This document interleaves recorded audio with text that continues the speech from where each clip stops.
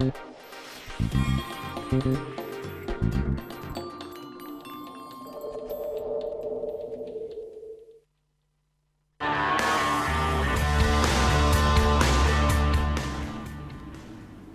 mes son las tarifas, otro las cuotas de las escuelas privadas, otro mes las expensas, otro la medicina. En cualquier forma, la inflación, de esto se trata, sigue siendo el problema central de la economía argentina en lo que va del año y Silvia, Mabel, las perspectivas no son muy buenas, no está siendo tan fácil como pensaba el gobierno bajar la inflación al 1,5%. El INDEC acaba de dar la cifra de junio, 3,1%.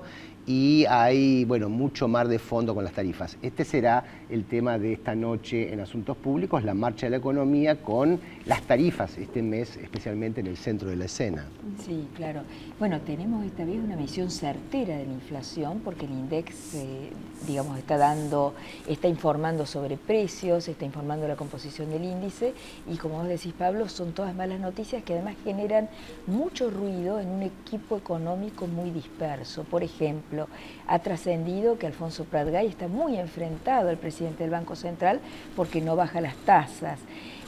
Por otro lado, la jefatura de gabinete tiene varios tratando de controlar, o sea, demasiadas cabezas pensantes, como dice Roberto Frenkel, en vez de tener un rey, hay 4 reyes en el Ministerio de Economía y eso es peor que tener uno, ¿no? Así que hay un problema también en materia de decisiones económicas. Sí, esto es como sobre llovido y mojado, porque ahora el tema de las tarifas y las decisiones judiciales y lo que supone el malestar, el creciente malestar ciudadano por aumentos desorbitantes imposibles de absorber en el marco de un montón de otros aumentos. No es que solo aumentan las tarifas del gas porque estaba atrasado, sino que aumentan todas las tarifas, todos los precios y los sueldos no. No, pero el otro problema, como dicen algunos economistas, por ejemplo Miguel Bain, todo se disimula si hay actividad. El principal problema de la economía argentina es la recesión. Y que empieza a haber desempleo y desocupación y esto es muy grave, ¿no? Bueno, recesión, desocupación, el problema del empleo, salarios, para eso está hoy con nosotros Rubén Lobolo, economista, investigador, y gracias Rubén por estar esta noche con nosotros. Y bueno, está compleja la situación económica. ¿Cuál dirías vos que es el principal problema, el nudo más difícil de desatar que existe en este momento? Primero, la situación económica viene compleja hace tiempo, diría yo. Y lo que está sucediendo me parece que las expectativas que estaban puestas sobre, que siempre se colocan con nuevos gobiernos, de resolución de problemas, se están empezando a erosionar en gran medida, porque incluso hay algunos problemas que parecen haberse agravado. Ustedes señalaron el de la inflación, por ejemplo, que digamos, a los problemas que ya veníamos arrastrando de inflación le han sumado, yo diría incluso alguna impericia en el manejo que para este gobierno es mucho más, digamos, importante que el gobierno anterior, porque es un gobierno que se jacta de colocar gerentes de primer nivel que vienen del campo privado, absolutamente hábiles en el manejo de cuestiones de las que se supone que son especialistas, y resulta que en temas tan delicados como el de la tarifa se están demostrando que están un poco confundidos y permanentemente contradictorios. Pero además, yo vuelvo a hacer hincapié y me parece también coincido en que el problema es que llevamos mucho tiempo de recesión ya. Y hay un problema de construcción de expectativas. Y este gobierno, que tenía tal vez allí el mayor hándicap, creo que es allí donde está perdiendo terreno.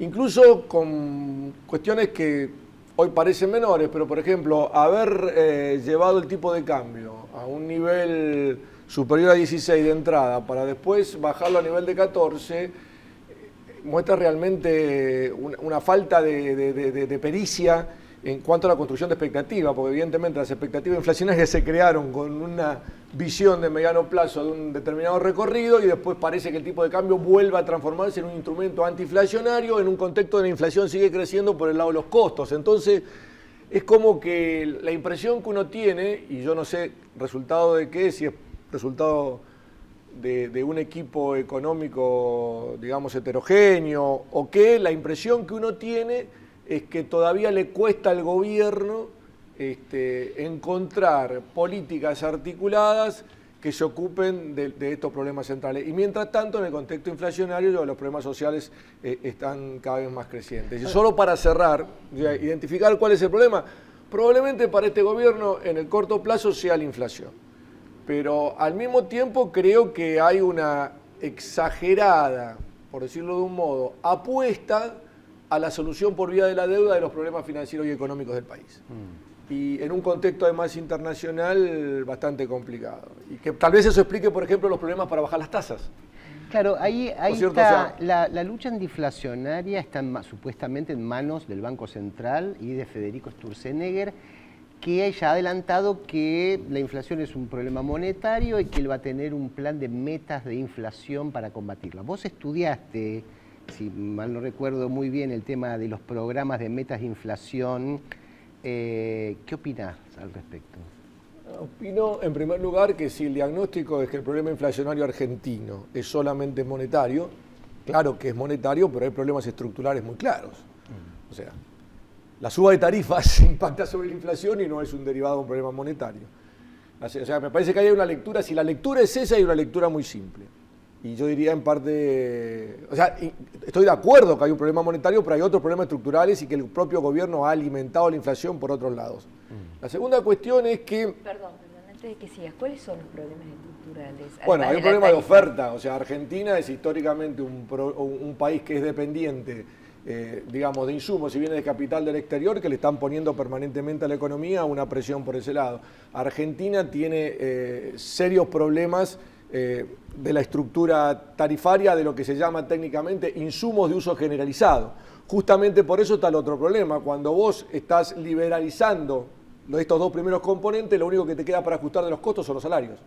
O sea, de insumos que utiliza toda la estructura productiva. O sea, la estructura productiva no puede escapar de tarifa, la estructura productiva no puede escapar de salario, la estructura productiva no puede escapar de insumos y bienes de capital importado en su gran mayoría, que son los que impulsan digamos, la actividad. Entonces, acá hay una dificultad.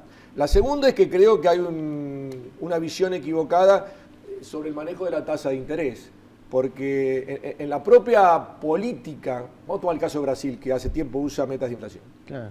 Y fíjense dónde está Brasil en este momento. Sí, claro. O sea, en la propia estrategia de las metas de inflación hay un supuesto de que las tasas de interés tienen un impacto muy potente en el manejo del ciclo. Y esto no es así.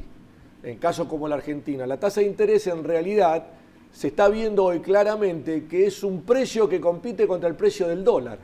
En realidad, o sea, que está más funcionando en relación con la cuestión, si se quiere, inflacionaria y de inversión especulativa que lo que puede traccionar por el lado productivo. Entonces, me parece que la cuestión es un poquito más compleja y que el gobierno no la está manejando en ese sentido. Y basta ver una situación. Se supone que medidas inmediatas que ha tomado el gobierno deberían impactar fundamentalmente, por ejemplo, en el sector agropecuario, que aparece como el gobierno lo está permanentemente levantando. Y lo que uno observa, sobre todo en ciertos sectores muy tradicionales del país, que los sectores de pequeños y medianos productores, los sectores, digamos, que no acceden a líneas de financiamiento privilegiadas y demás, siguen con grandes problemas, a los cuales ha sumado, por ejemplo, el problema climático. Digamos que ni siquiera hay sectores productivos que no pueden ser tildados ineficientes, sino que son sectores productivos que históricamente están respondiendo muy débil a los estímulos económicos que está generando el gobierno. Y yo diría que entonces hay cosas para revisar. ¿Y la expectativa de que iban a llegar masivamente capitales e inversiones? Lo que uno está viendo es que por ahora y más allá de los acuerdos especiales, yo personalmente no he accedido a tener información precisa de qué tipo de acuerdos se están firmando con China o qué tipo de acuerdos se están firmando los países. Lo que ve uno es lo que siempre vio, entrada de capitales especulativos estimulados por una política de cambio con el dólar planchado y tasas de interés elevadas. Y esto es lo que está aliviando en cierta manera el sector financiero externo. Lo otro habrá que verlo, digamos. Lo otro habrá que verlo. Hasta ahora no se observan, al menos de mi punto de vista, uno no observa en las estadísticas que haya un gran impulso por ese lado, ¿no?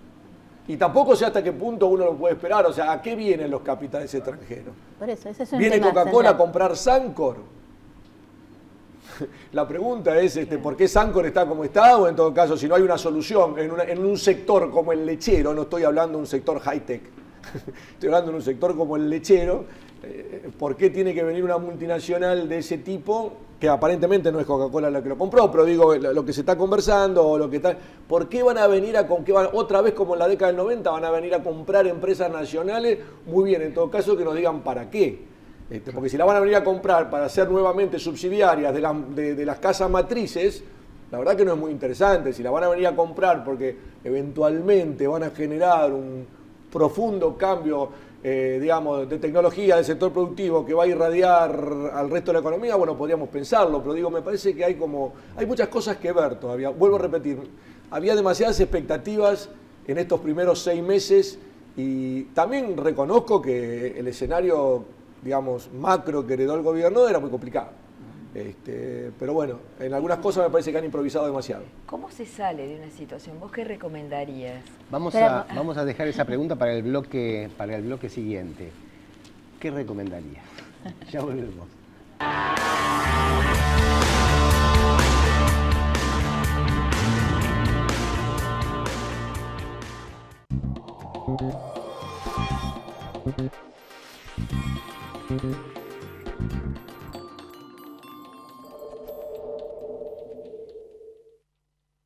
Auspicia este programa Banco Provincia. Cuidar el medio ambiente y contribuir a resolver los problemas de las comunidades en las que operamos son los pilares de nuestra política de responsabilidad social empresaria. Cresud, nuestro valor es la tierra. Llegar sin reservar lugar. Compartir momentos inolvidables. Hacer nuevos amigos.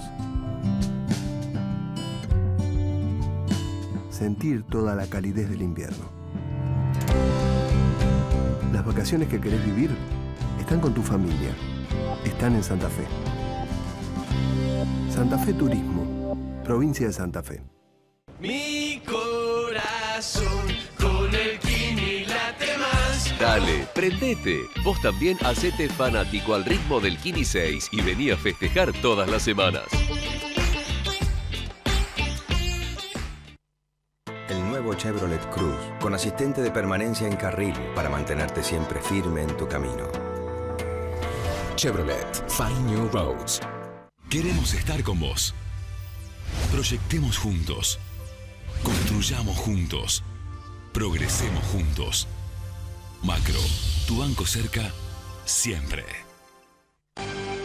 Silfa, laboratorios farmacéuticos, auténticamente argentinos. Auspicia este programa. Claro, es simple. ExxonMobil, líder en tecnología para la operación segura y eficiente de recursos no convencionales de gas y petróleo, está contribuyendo con el progreso del país desde sus operaciones en la provincia de Neuquén.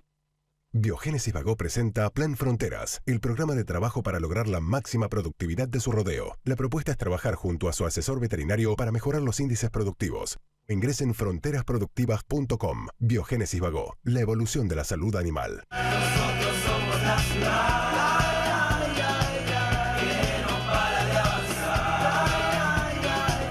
Nosotros somos la ciudad. Que no para de avanzar.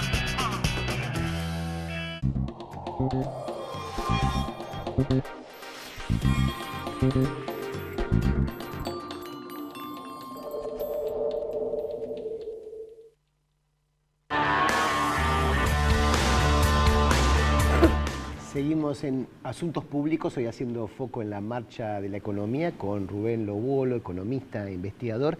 Y la pregunta de Silvia, que había quedado del bloque anterior, era ¿qué correcciones tomarías vos para enderezar esta situación? Bueno, siempre es una pregunta compleja, ¿no?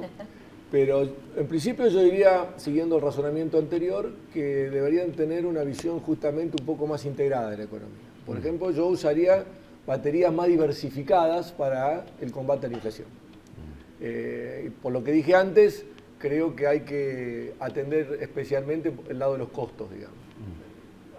Y esto es inmediato y en el corto plazo.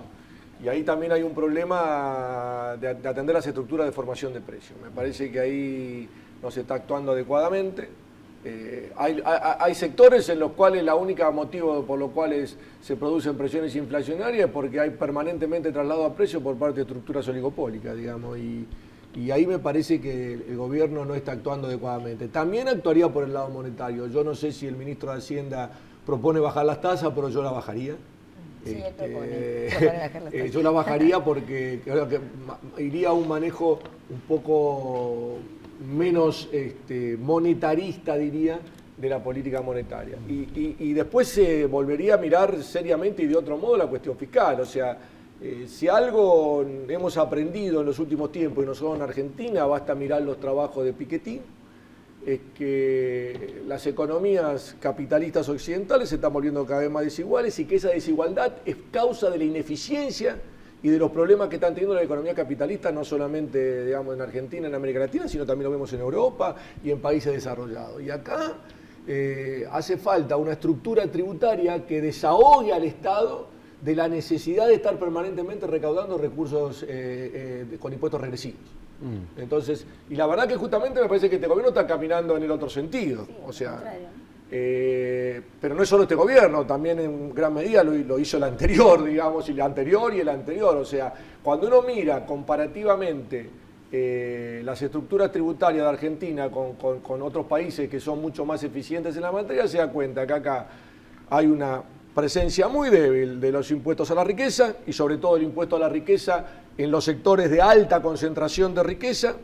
Hay una estructura muy débil de los impuestos a las ganancias y particularmente de las personas. Esto parece raro porque la gente dice, se me están cobrando impuestos a las ganancias a los salarios. Bueno, justamente ahí hay un problema, o sea, ha habido una carga demasiado fuerte del impuesto, digamos, a las ganancias sobre los sectores asalariados. Es fácil de cobrar. Que es muy fácil de cobrar y hay una muy débil recaudación digamos, en los sectores de alta concentración de ingresos. Entonces, el tema que está corrido, que creo yo que es el de la reforma tributaria, me parece que tendría que ocupar otro lugar central justamente para darle mayor maniobra a la política fiscal. De lo contrario, la política fiscal está atada al... Pues no solamente que es regresiva y que impacta distributivamente de manera negativa, sino que además está muy atada al ciclo. O sea, el IVA, los impuestos a los combustibles, el impuesto al salario, está dependiendo justamente de que la economía esté creciendo o que esté en recesión. Hay que ir a una estructura. Y acá me parece también, y esto ya me muevo a otro de los ministros de Economía, por decirlo de un modo, que hay una muy mala combinación en esta materia hace tiempo en Argentina con las provincias. Porque en realidad muchos de los impuestos progresivos sobre las riquezas son potestad de las provincias cobrarlos.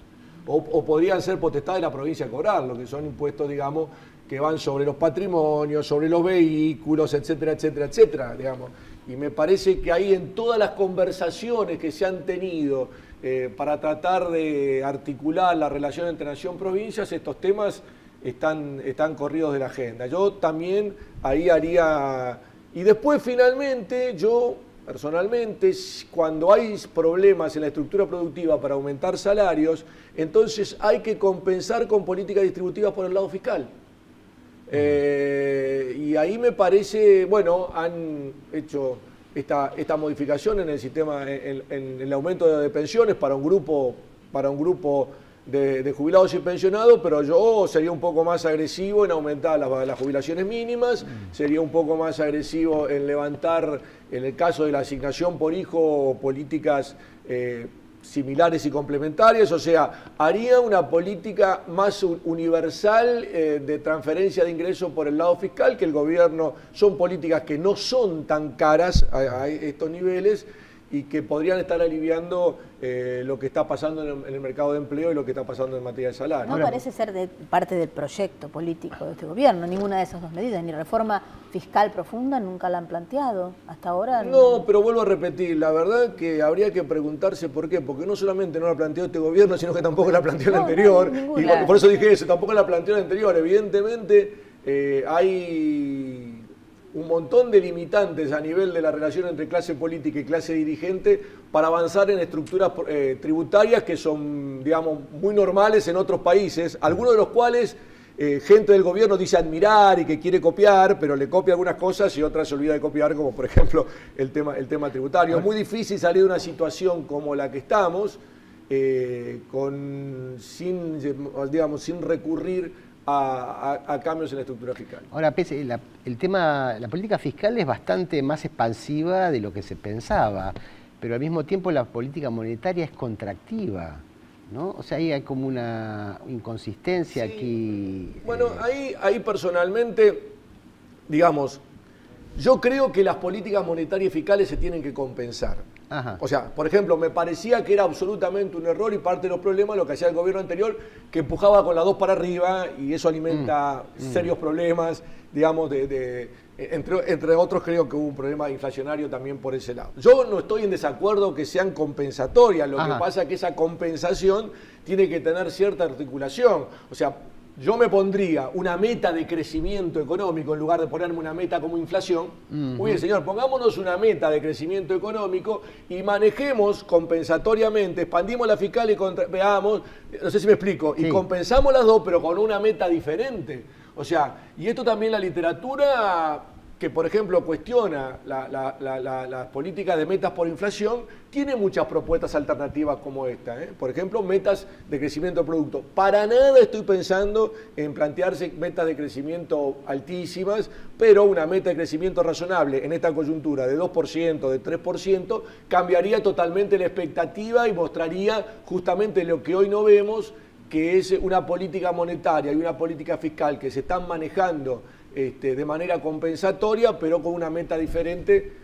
Ahora, claro, si encima que tenemos meta de inflación no logramos controlar la inflación, estamos en problema, ¿no? Creo que ahí estamos metidos hoy, que hay objetivos explícitos del gobierno que no le están dando buenos resultados porque justamente tenemos políticas inconsistentes, me parece a mí.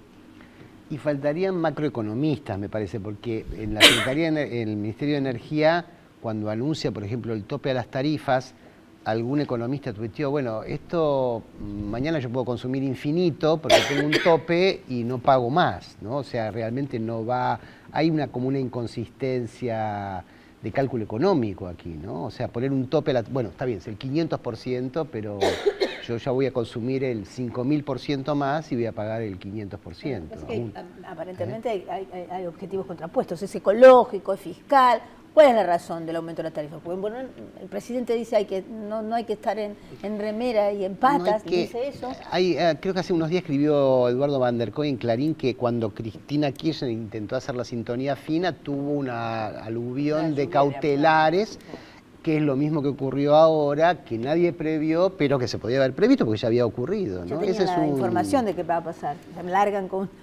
Sí, en realidad y yo creo que hay un problema, no todos los sectores prestadores de servicios son iguales, digamos, o sea que un problema es el problema del agua, por decir otro problema es el problema energético. El problema energético es un problema que se ha creado evidentemente en el pasado y que es de muy compleja resolución, pero claramente no vamos por el camino correcto, porque si van a seguir lo que había empezado el gobierno anterior, por el lado del fracking y digamos, de los combustibles no convencionales, profundizando en la matriz de hidrocarburos, podrían mirar, no ir muy lejos, se podrían cruzar el Río de la Plata y ver cómo hizo Uruguay para cambiar su matriz energética en un plazo no muy largo, digamos, y estar hoy prácticamente con un porcentaje superior al 70% digamos, de energía, de generación energética no contaminante, renovable, etcétera, etcétera. O sea, me parece que ahí están haciendo algo de eso, ¿eh? Le han puesto están bastante anunciando, énfasis, pero la verdad es que... Las licitaciones están en camino, ¿no? Sí, por eso. Es importante. Me parece que hay una decisión política en ese sentido de las renovables.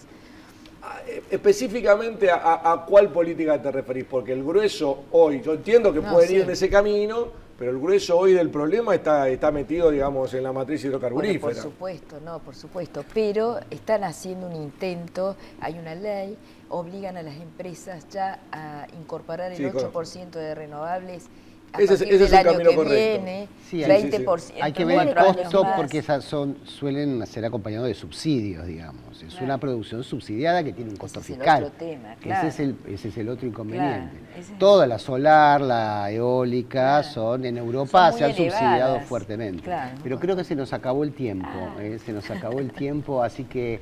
Pero bueno, por lo menos vimos una buena cantidad de los problemas que están y gracias, muy interesante tus aportes por este tipo de... Sobre todo lo que me llamó la atención es poner metas de crecimiento.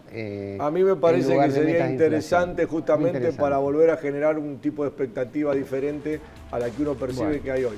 Muchas gracias, Rubén, No, por por estar nada. con nosotros y a ustedes por acompañarnos. Esto fue Asuntos Públicos.